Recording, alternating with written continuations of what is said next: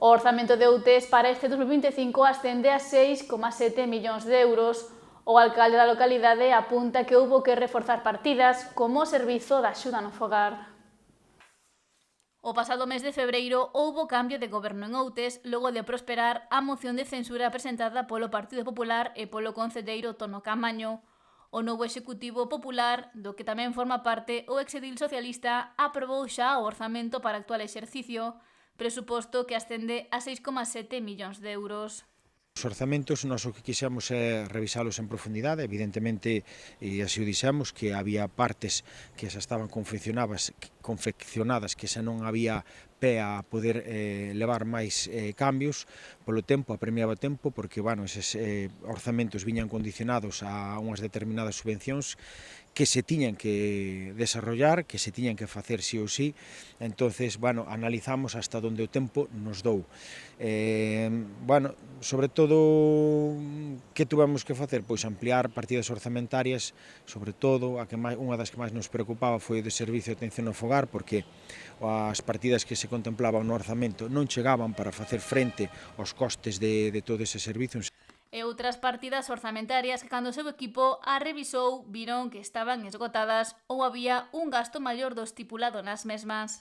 Pois tuvemos que, tamén de forma global, pensando no conxunto do Concello, deducir de algunhas zonas para aportar a outras que considerábamos que eran prioritarias. O SAF é unha delas e como esas varias. Documento no que tamén se reflicte o incremento dos gastos xerais.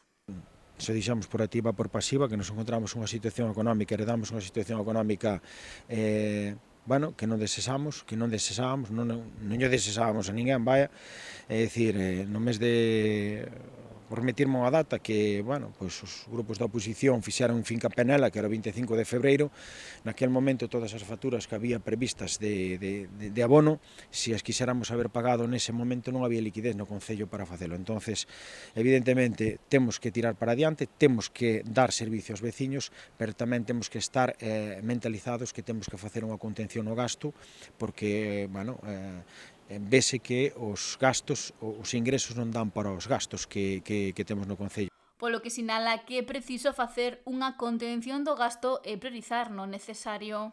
Para cadrar esas contas tan necesarias para que o Concello funcione ben no día a día. Afirma que o seu goberno xa comezou a falar para poder traballar coa Xunta e a Deputación da Coruña.